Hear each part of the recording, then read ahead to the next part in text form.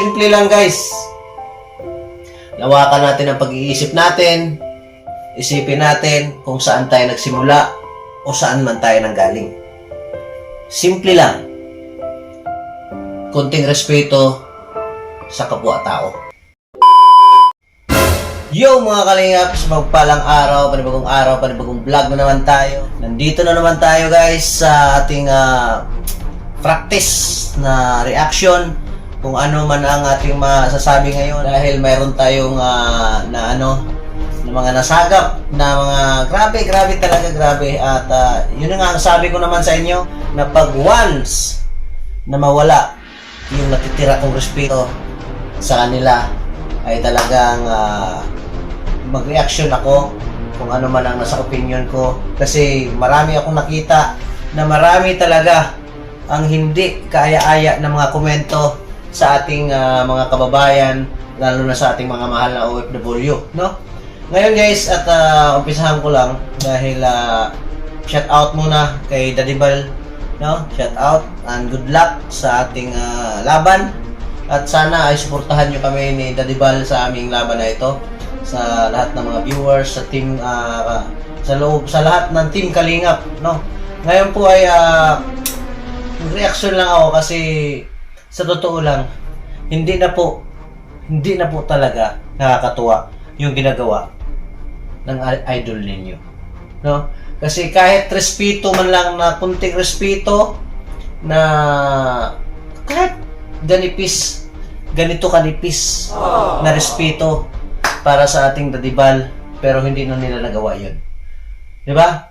Kasi nilamon na sila, no? Nilamon na sila ng sistema. Kaya nakakalungkot man, pero yun talaga ang lumabas sa tawas, no? Ngayon umpisahan natin. Ang masasabi ko po ay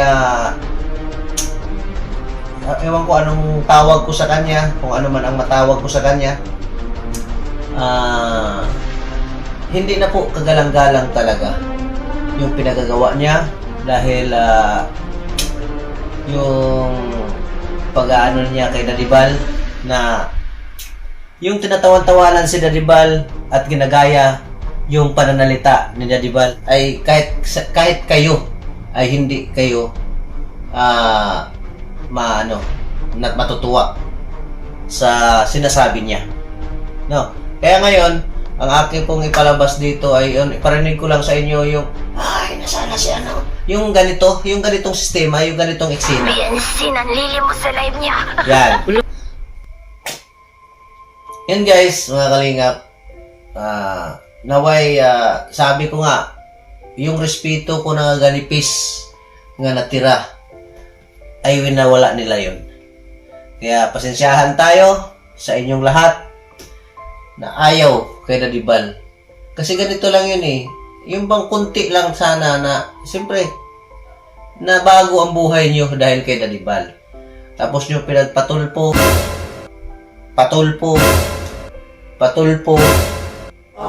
ngayon, nakita na ang tunay na ugali. Kung sino talaga. Kung ano kayo. Di ba? Tama ba? O hindi?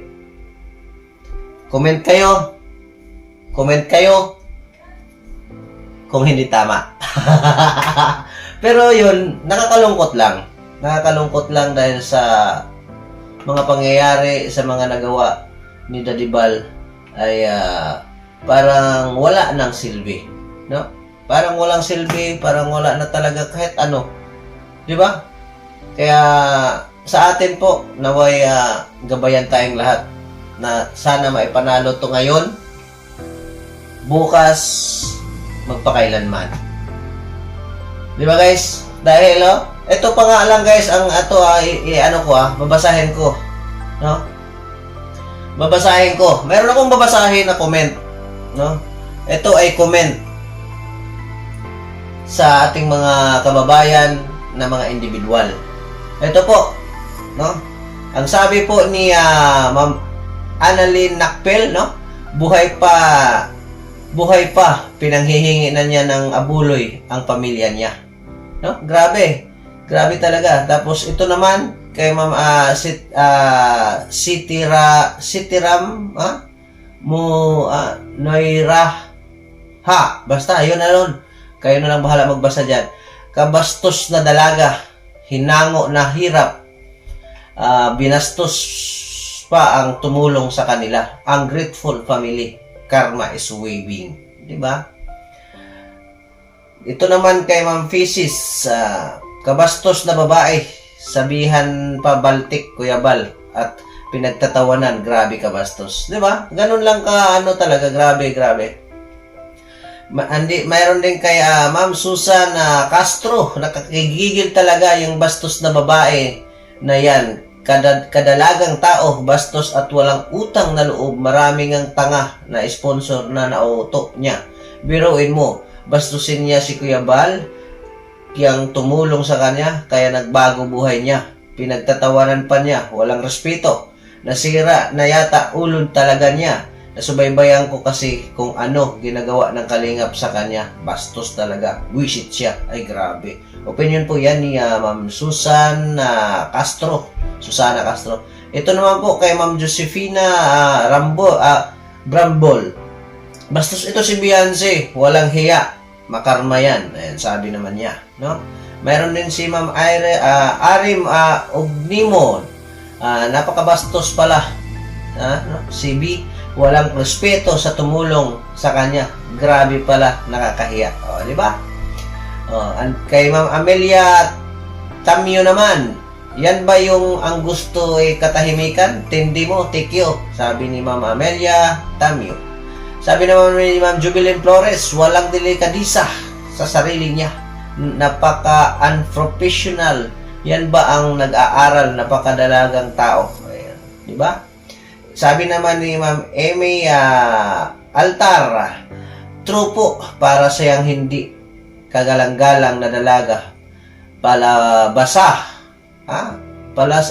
Palabas-labas pa nga ang dila. Yun sabi rin ni Ma'am Rematio Warana, ayaw pa tanggapin na namamali mo siya sa live. Kung Clarita Shabal, na-scam ang lahat sa kabaitan kuno ni Beyonce, sabi ni Ma'am Gloria. Ito pa kay Ma'am Dominga Abornidor, malaking pagkakamali na tinutulungan sila ni Kuya Bal at Kalinga Prab, mga walang utang na loob. Ay, grabe. Sabi naman ni Ma'am Simpleng Mendorenya, napakabastos at walang mudo, walang respeto, sabi naman niya. Kay Ching TBPX, lumabas ang tunay na pagkatao na mukhang pera at kapal ng mukha, sabi ni Ma'am Ching PX.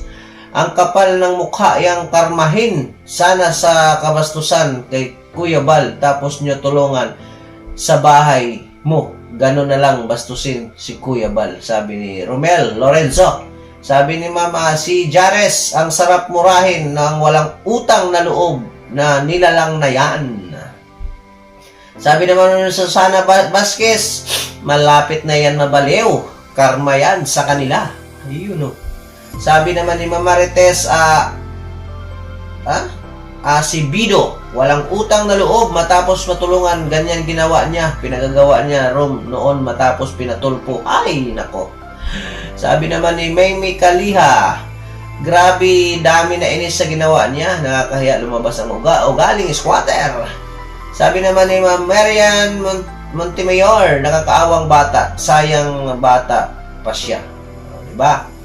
Sabi ni Ligaya Joy Bihar, lumabas ang totoong ugaling squatter.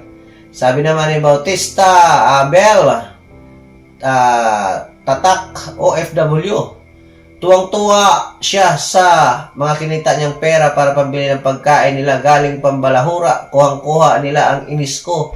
Sa totoo lang, aray ko, yun lang. Diba, yun ang mga komento. Yan ang mga komento sa kanya-kanyang individual, guys. Yan yung komento sa kanya-kanyang individual, guys. Napakahirap tanggapin. Pero, yun ang gusto nila, ibigay natin ng healing. Gaya sa sinabi ko, no? Gaya sa sinabi ko, na may natira pa sanang ganipis na respeto ako sa kanila. Pero ngayon, wala na. Kahit ni isa. Sinagad na nila. Kaya guys, opinion ko lang po. Sana patawarin sila ng Diyos. No? At sana ay pagpalain pa sila. No? Sa mga ginagawa nila na talagang napaka-ungrateful talaga, sa totoo lang. Ginagaya pa niya si Daddy Bal. Ulitin ko, pakinggan niyo ito. BNC, nanlilimos sa live niya. Di ba? Ang sama pakinggan na ganunin mo yung isang bilang Bal Santos Matubang na walang ibang hangad na tumulong lang sa ating mga kapwa na nangangailangan. Mahirap ma-real talk guys, pero yun po ang totoo. Kaya ako po, bilang isang Kalinga partners na nagpa-practice pa lang maging reactor, pero yun dapat nating sumabay dahil pag puro ka rin charity, kailangan mong rumiskarte dahil kung puro ka charity, wali ka. Maniwala kayo. Trusted na yan, tested na yan. Tested na pala yan. Hindi na trusted o toasted man. Di ba? Simple lang guys. Lawakan natin ang pag-iisip natin. Isipin natin kung saan tayo nagsimula o saan man tayo nanggaling. Simple lang. Kunting respeto sa kapwa-tao. Kung gusto mo, respetuhin ka. Yan lang po ang opinion ko. Galing po yan sa puso bilang isang Team Kalingap. Mabuhay po ang Team Kalingap at sa lahat ng mga viewers natin sa makapanood nito. Maraming salamat po sa inyo sa walang sawang pagsuporta sa Team Kalingap. Lalo na kay Daddy Bal, Ate Edna, kay Kalingap Rob. Siyempre sa akin, sa misis ko, si Isla Bonita TV. Sana suportahan nyo palagi guys. Ito ay practice pa lang ito kung paano tayo mag-reaction.